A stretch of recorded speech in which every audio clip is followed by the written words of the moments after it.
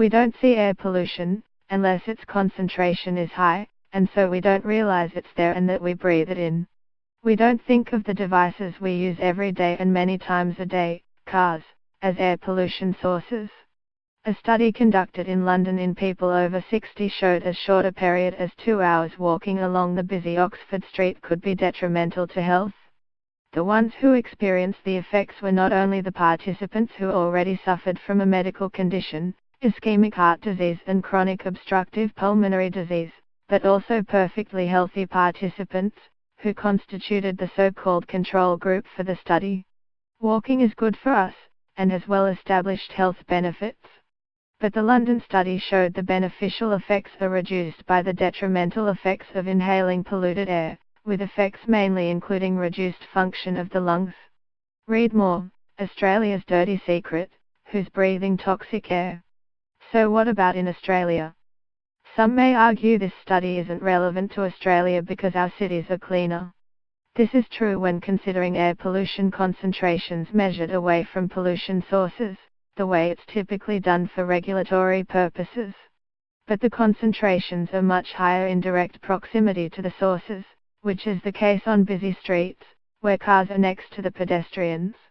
One of the key pollutants emitted by cars is ultra-fine particles, defined in the London study as those in the range from 10 to 300 nanometers. The median value of their concentrations on Oxford Street was around 25,000 particles/cubic centimeters, which is not very different to the frequently measured concentrations reported in Brisbane. Apart from Brisbane, where extensive monitoring of ultra-fine particles has been conducted over the past 2 decades, there is next to no information about the concentrations of these particles available for other Australian cities, as there has been no monitoring conducted. But we can assume the concentrations would be somewhat similar in Brisbane and other cities. So people walking along busy streets of Australian cities would likely experience very similar detrimental effects to the effects experienced by the participants of the London study. Read more, transport access is good for new housing, but beware the pollution. Who is affected? Younger readers, in their 30s or 40s may say only older, more frail and susceptible people are affected. But this isn't the case.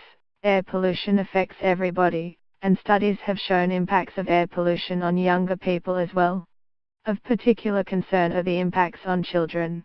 If you're planning to take your baby or toddler on a stroll in a pram along busy roads, they may be exposed to high pollution levels, elevating their risk of asthma, pneumonia and reduced lung function. So what should we do? This doesn't mean we should stop exercising outdoors. But it does mean we should make an effort to avoid places that put us in proximity to air pollution sources while we exercise. Go for a walk or a stroll in a park, not on a busy street.